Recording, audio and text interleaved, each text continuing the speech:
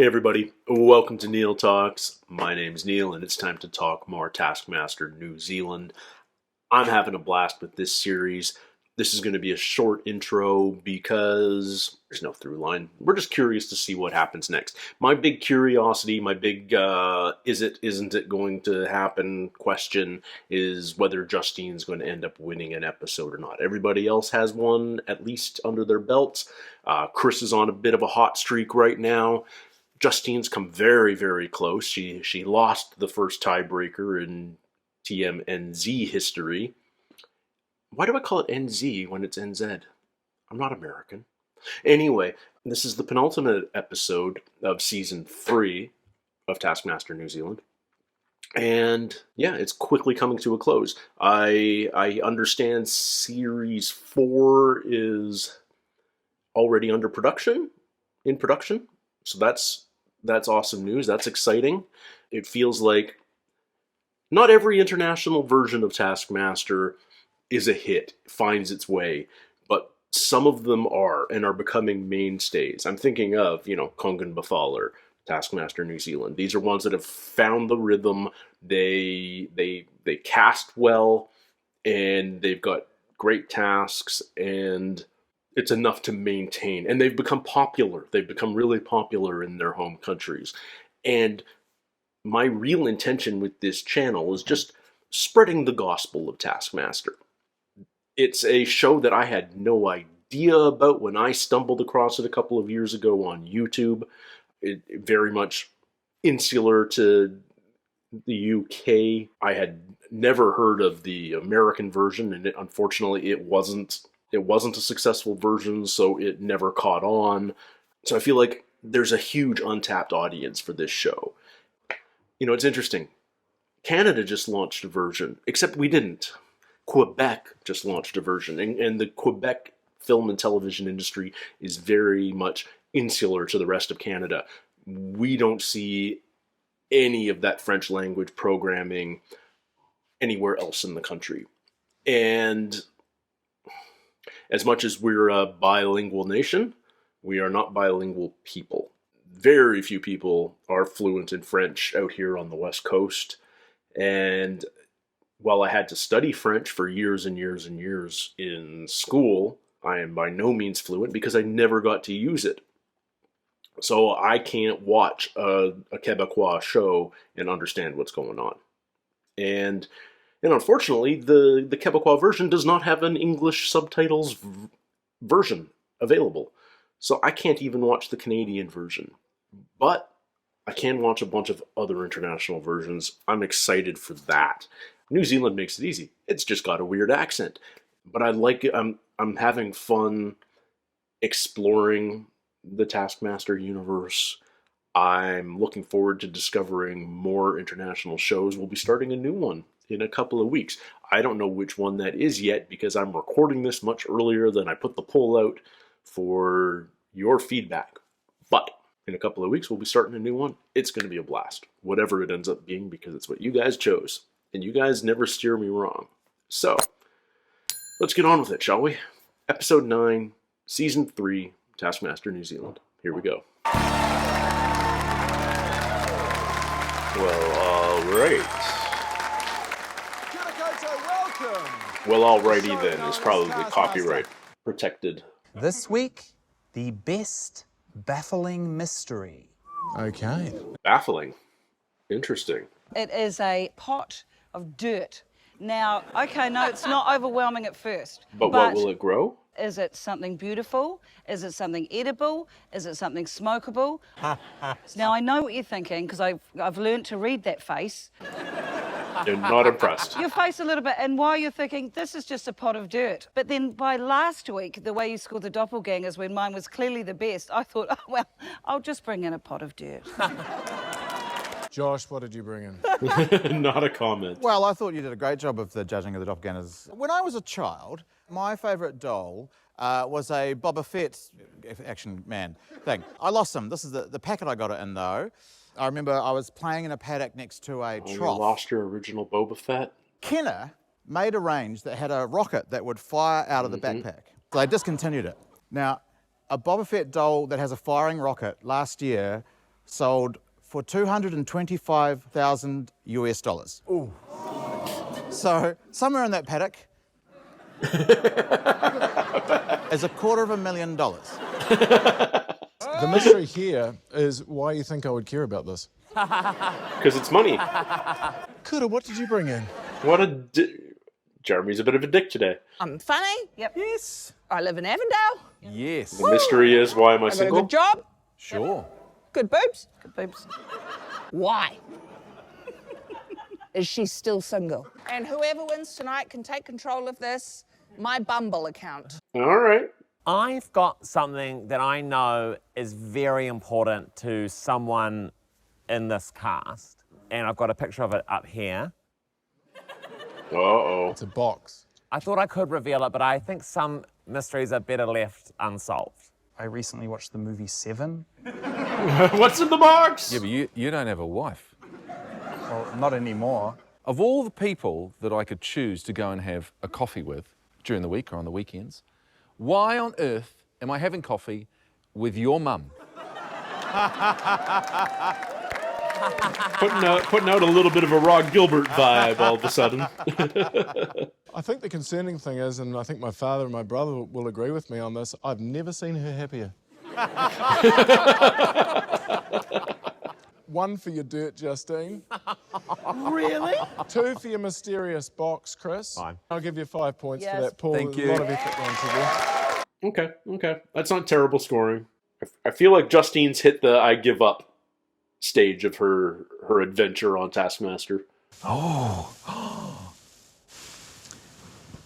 Forest debris. Okay. Become one with nature. Fastest wins. Your time starts now. Just become one with nature. Am I going to shit in the woods? Do you want me to stop the clock? We could get better, couldn't we? Let's go outside. Very open-ended again. I feel like there's going to be some nudity in this episode, in this task. What's better, to be fast or good? We've got a good bit of climbing ability here. I hope I just don't hurt my crocs. In Crocs? Do you know the song Natural Woman? Why are we going back inside? That seems... You make me feel like So, are we measuring this in... Is this a I am timed Groot. task? No, you're not It's a Groot. movie reference. sea, air, sky. How do I become one with Air it? and sky. Finished. So you want me to stop the clock? Hang on, just give me a minute. I'm just soaking up the sound of the cicadas. And I feel like there's a twist to this. How long did Paul take to climb the tree? So Paul claimed to be one with nature in 3 minutes and 24 seconds. Kura, 4 minutes 57. Okay. Okay. And remember, we are looking for the fastest time here, Yeah, aren't this we? is- Well, that's just the good thing about about time. nature. There'll always be more of it, no matter what we do. Enjoy. What's going on, Chris? Oh, You feel one with nature? I do. What are you doing? he's being a goose. Time. It leaves... Stop the clock? Yeah. So what has Josh done that they're saving us? You think the Taskmaster will accept that? Taskmaster doesn't like it. You'll give him some Yeah. sticks. I'll stick it to him. You think anyone will top that? All they'd have to do would be take off all their clothes and hop in there. There's Josh. The shit pond. Do you think anyone will beat this? It'll be annoying if someone does. Oh, did someone shit in the woods? It's about speed, not So, Chris became a goose in 2 minutes and 13 seconds. very Quick fast. to be a goose. Justine incredibly managed to lie on the ground in 1 minute flat. Josh, 8 minutes and 20 seconds. Yeah. You should get 5 points for that, Josh. Even though I your thought this was about the time. And then I think timing from then on. Time for the rest? I think so, So that yeah. would be Oh, okay. 1 point for Kura, 2 for Paul, 3 for Chris, and 4 for Justine. All right. Very loosey-goosey with our scoring methodology, but that seems to be Jeremy's thing. We can accept that. Create and advertise an amazing new cereal. Best new cereal wins. So create and advertise. Does it mean you have to put a product in the box? Every box contains 20 to 50 bucks, but it only costs $1.50. Seems like a terrible business model. And my cereal is going to be called Sugar Boogers. Okay. Like honey. Don't tell anyone. We're filming this. You're losing $18.50 per box. Oh, yeah, no, I'm just a creator. Somebody else is going to worry about that. What would you like to eat, son? None of your beeswax. Excuse your fucking mouth. No, it's a cereal. But don't take our word for it. Here's what our celebrity influencers have to say about Is that milk? It's None of your beeswax. But it's all mine. How does it taste? Tastes like none of your beeswax. Excuse your fucking mouth. The barely contained physical abuse is such a great way to connect with household shoppers. Parents be like, I'm fucking buying that. I get it. Was that breast milk? No, it's milk. It's very Why yellow. would it be breast milk? It's honey themed. All right, because you store breast milk in a pouch. Josh, they're called breasts. Are you poor but love healthy breakfast? Do you love a breakfast that costs under $2? Then you need to try the amazing new Paupers Grain. It has an amazing surprise right inside every box. Yummy, yummy. Paupers Grain. For poor people. No, I know. Is it a Who bad calls themselves a pauper Is it a bad anymore? word? Well, I couldn't call it poor people's grain. Well, that's essentially what you've done. Is she gonna rap for us? What's for breakfast, babe? I've woken up snacky. Could be last night when I smoked some wacky backy. Yes, what a score. It's really quite ethereal. A box of sugar boogers, my favourite kind of cereal. Oh, yeah. Oh, yeah. It is hard seeing the kids not be down with your hipness. It's about as hip as a U.S. Republican candidate for Senate trying to rap. We've seen Sugar Boogers, Paupers Grain, and one more that I'm not going to say the name of because honestly, it's none of your beans. Excuse your fucking mouth. Paul Ego's new vanilla honey notes. Naturally occurring honey. There's nothing quite like it.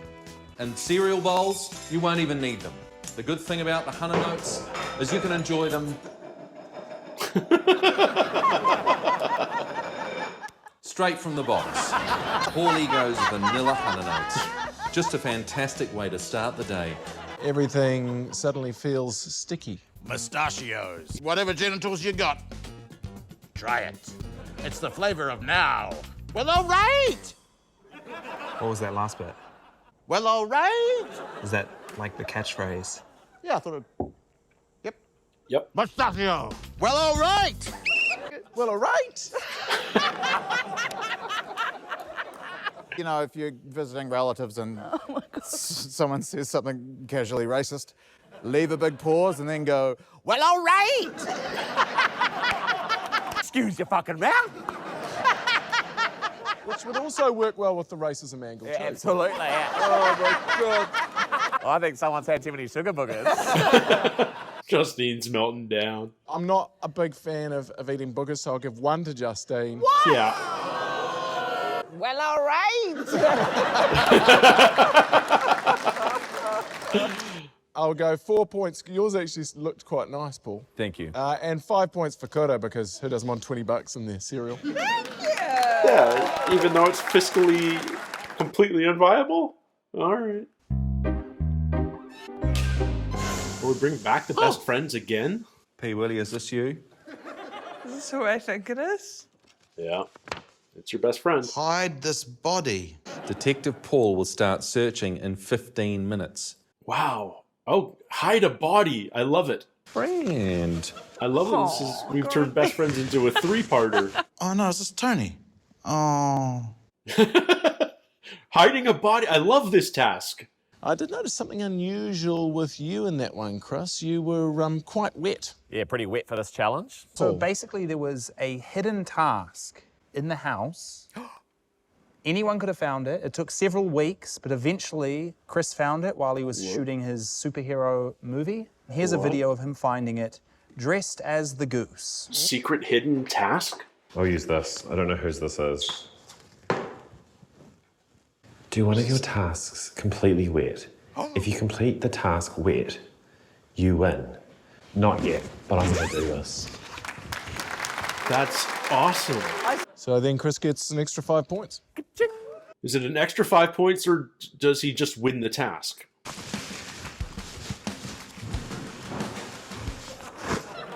Literally the exact same spot. Where wouldn't someone look for a body? Okay. Hello? So not in the shed. Yeah, what are you doing? I'm just... Drag it deeper into the forest. Okay. Think that's hidden. No. Yeah. These are the quick finds. Stop the clock. In the first place I looked. So I found Justine's best friend in 52 seconds. I was so smug about that. So I found Paul's best friend in 44 seconds. I didn't know you were in the shed. No. Of course not. I was literally behind the shed going, I'm going to hide it here in the forest.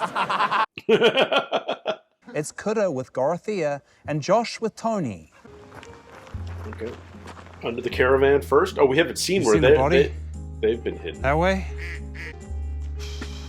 Pretty close. I'm pretty close. Well, this is going to take a while. Lukewarm. Did you leave the property? All the information. You need her in the task. So good to say that. I heard someone running on gravel. So that's why I'm searching the gravel. Something on the deck.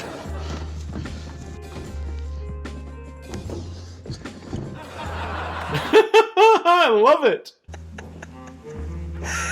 All I'm right. enjoying this. 2 people stumped him.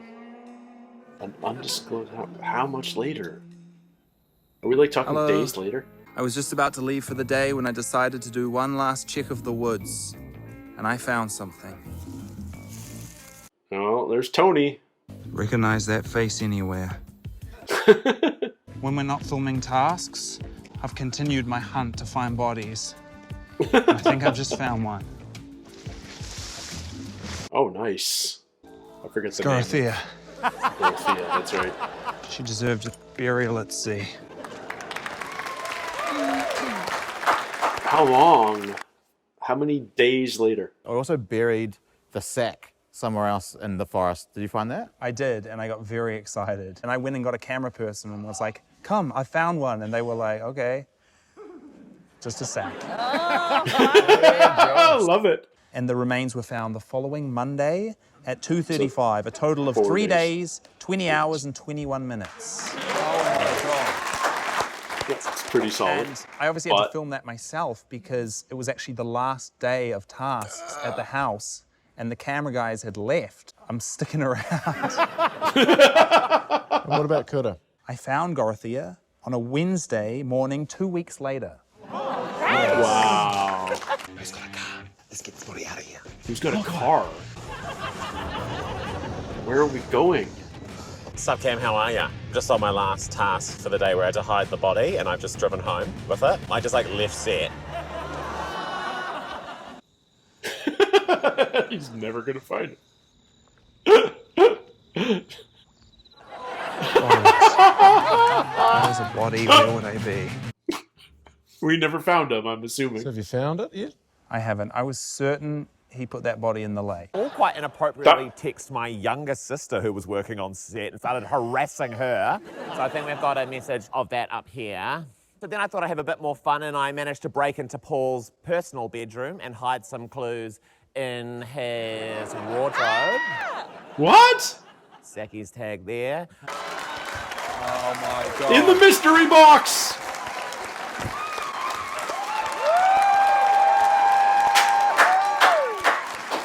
That's All the freaking information amazing. is on the task.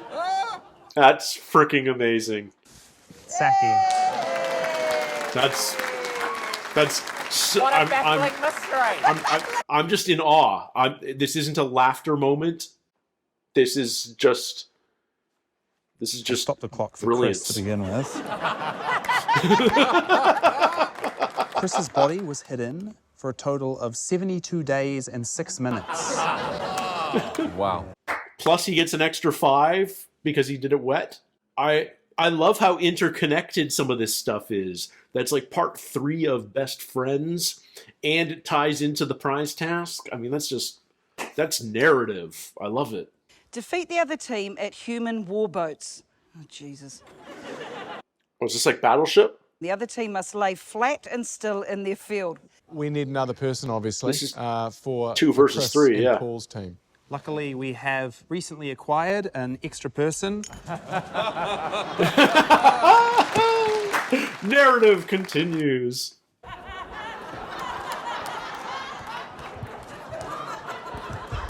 This is hilarious.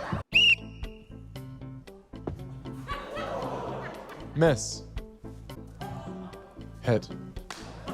You've sunk me.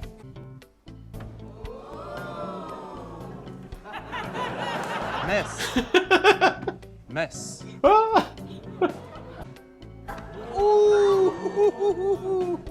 Miss.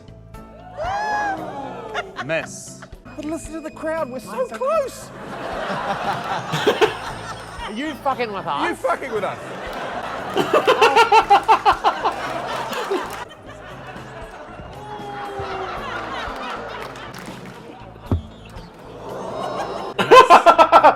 They keep going until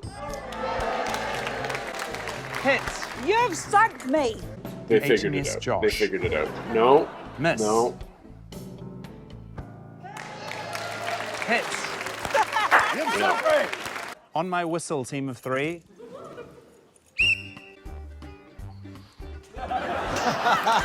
I'm counting that as a miss. Fair enough.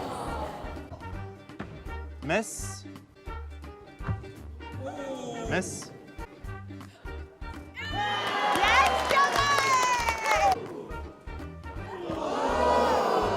Miss. Actual? Miss. Hits. I hit Saki? You've sunk me.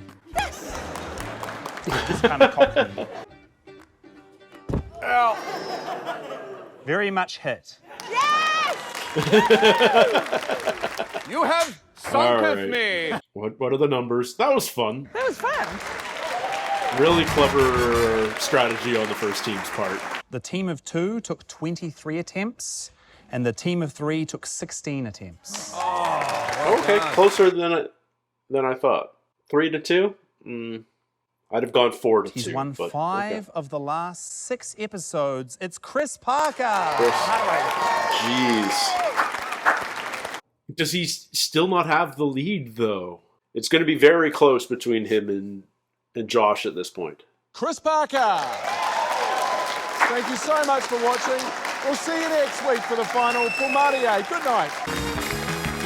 You know what? I think Chris would actually do a really good job with Kura's bubble here. Get a gay friend to make you appealing to the opposite sex. Oh, man. This was an interesting episode because I loved it, but not for the normal reasons. Normally, my favorite episodes, I think for the vast majority of us, are just were the ones that are incredibly, ridiculously funny for whatever reason.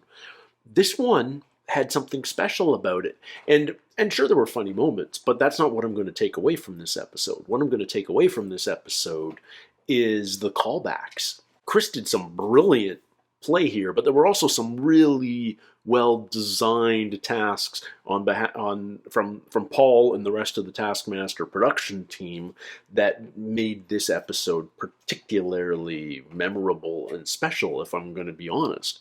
First of all, was it just last episode where we did Best Friends? It's like, okay, that's fun. There's a two-parter in an episode, but now we actually get the third part, Hide the Body, which, I mean, I just love the simplicity of the task.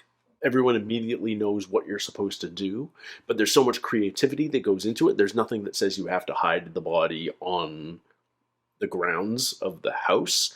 It's a big enough space that there's a ton of options. I have a few friends who, if they called me and needed help burying a body, I'd be right there for them. So we've actually had drunken conversations about that and where we might do it, etc. I feel like this task spoke to me. But I just love the disparity in the results. 2 almost instant finds in Justine and Paul. And then 2 more that took days. Like, nobody took, it took me 20 minutes to find the body. I would have thought there'd be a bunch of people in that range. You know, it's a big enough property that you have to search through the woods. You have to search through a relatively large house. It takes a little bit of time, but eventually you find it. It's like, but when have you ever played hide and seek and just not found your target? And yet that happened for 3 of ours. And I love that this forced Paul to continue searching after work every day for weeks later, including the very last day of filming. So now we know Josh was the last one to record all his tasks. And so he's just wandering the woods. The rest of the crew's gone home. He's just shooting this on his phone. And he's like, I finally found it. Which honestly is quite lucky, because would he have gone back on his own in later days to continue the search if he couldn't find it that day? I don't know. Chris's solve is great. Some might call it cheating, but I don't think so. There was nothing in the task that said you had to hide it on the property. So take it home, hide it. But what elevates that task is that we opened this episode with the biggest mystery, which is a really fun prize task. A pot with dirt, a box with question marks on it. I was wondering how Kura was going to make the mystery of her remaining single a prize, but turning over your Bumble account to the winner is kind of a genius move. I love that idea. I like the story of Josh and the Boba Fett. He mangled the facts a little there. Yes, the projectile Boba Fett is absolutely a collector's item, but that $225,000, I'm sure, would have been in a sealed pack that was never opened, as opposed to a figurine that he still has the packaging for, but the figurine itself has been buried in the dirt of his father's paddock for decades. Nevertheless, interesting, cool, bit of a mystery. Where is it? And then Paul Ego, what did Paul do? Paul's mystery. Coffee with Jeremy's mom. Yeah, that definitely gives off a bit of Rod Gilbert vibes. I'm trying to remember in the UK. I'm pretty positive it was Rod that did some photos with Greg's mom that were not perhaps well received. But yeah. And then the reveal that Chris's mystery box is Saki is just, I love it. I mean, it means we're tying in best friends to 4 separate tasks at this point. The callback, I wonder if I hope Chris had the knowledge that mystery box would be on the same episode as hide the dead body. Like, that would have taken a smidge of coordination with the producers, but I'm cool with it. If you get that sort of callback, that sort of through line narrative, it just elevates the show even more. Like, you need to do a supercut of best friends now, the best friend tasks, and include the mystery task, the mystery prize task. And it becomes this whole, like, multi-act story, and I mean, so well played by Chris. And on top, and I love he's taunting Paul in the intervening weeks, hiding. So, did he break into Paul's house or closet with the Saki label? Is that what that was? And Paul's like continuing the search by questioning Chris's sister, who works on the production team. I feel like New Zealand, like everything I learn about Taskmaster New Zealand just reiterates to me how small New Zealand is. And yet it's like 4.5 million people, 5 million people, something in that ballpark. So it's like the province of British Columbia, which is both big and not big. I get it. I'm familiar with that vibe. But yeah, every time you get with these connections, you find out, oh, contestant from series 2 is roommates with contestants from series 3. These guys went to school together. These guys are best friends. These people hang out on the weekends. It feels like a very small community in the New Zealand comedy scene. I'm cool with that. I like that familiarity. It's not dissimilar to when Ed Gamble stole stuff from Greg's house while Greg was in the hot tub. That's what I'm reminded of. The remainder of the episode is almost an afterthought. Design a cereal and market it. Sure, fine. That's fun. But old white people rapping. Justine's... She wasn't terrible, but it still felt wrong. It just didn't... It felt like it would be something that would be done in the 90s, not in the 2020s. So I'm okay with her getting a single point there. I don't think Kura should have won that one. But Jeremy is easily swayed by money. We've sort of proven that over the course of multiple seasons of this show. So yeah, $20 in a box of cereal. That's all he needs. They loved the well, all right catchphrase. I didn't dislike it, but I didn't think it was as hilarious as they all seemed to embrace it. But that's cool. What was our other... I feel like I'm missing a task. What am I missing? Oh yeah, become one with nature. I'm not sure this was the best designed task. Because if you're going to have a task that's as open-ended as become one with nature, that's asking for creativity. And that feels like how you're going to judge it. Who became most at one with nature? In which case, I agree with Jeremy's reasoning. Josh deserved to win. But then it says best time wins, fastest time wins. So your quality of becoming one with nature is now irrelevant, and it's all about speed. So Justine's solve is the quickest, the easiest. Just go out, lie on the lawn, cover yourself with the forest debris. Or even what Chris did, just stuff it all down your pants. Paul even asked Chris, should I stop the clock now? And Chris's response was, no, I can do better. But if he had just said yes, he would have been done in like 3 seconds. Oh, please tell me I don't have to deal with that. Dear God. Okay, I'll probably have to end this shortly. I really have to applaud the creators of Taskmaster New Zealand. And Paul in particular. Because I do think Paul is actively the creative voice behind the show as far as coming up with the tasks. I love the multi-act task of best friends. Burying the body is the best part of it all, hiding the body. But it coincided with another really fun thing that I don't think I've ever seen on any other version, is this mystery task that Chris stumbled across while doing the superhero blockbuster. Oh, no. Superhero and Blockbuster are two different ones. But doing the superhero task where he's dressed as a swan, he finds this task under the duck in the bar, which other people had seen, but no one else had decided to open.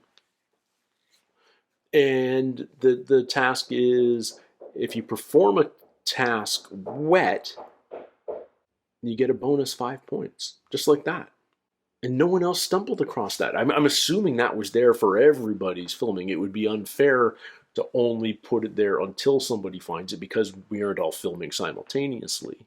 So I have to assume it was there for everybody. And if Chris was the only one that went there, that's kind of interesting. Because it didn't look like it was really hidden. It was just under a rubber duck.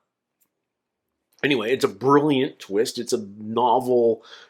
It's something new that keeps the competition fresh and interesting, and it's 5 bonus points for whoever decides to act upon it. And you still have to do a task wet, which for some tasks may not make a difference at all, but for other tasks could be a real hindrance. And you don't know at the start of the task whether you're picking one of those or not. But Chris went for it, and kudos to him for doing so. And he wins a bonus 5 points just like that. And so he wins another episode just like that. And so he's won 5 out of 6 episodes. And yet, I'm not sure that he has the lead, which is kind of crazy because at the end of episode 7, I think Josh had like a 9-point lead. And then Chris won last episode, and I think he beat Josh by about 6. And then he won this episode, but he beat Josh by just 2. So I think it's neck and neck, But I think Josh still has the lead, but it's probably only by a point or two. I don't remember the numbers exactly, but I think that's where we are right now going into the final episode, which means we got a really fun, close race to finish things off. But I think it means the other three have fallen off. And I don't think any of them are in a position to really take the lead unless both Josh and Chris really end up tanking the ultimate episode. This is like the most background noise I've ever had to deal with in a reaction. Can't wait for next week, guys. Final episode. It's been a really fun series. The winner's still up in the air. I expect another twist from the creators of the show because this season's been full of them. It's been such a novel, interesting, fun season. Thank you guys so much for hanging out with me. And until next week, everybody, take care, stay healthy. We'll see you soon. Cheers.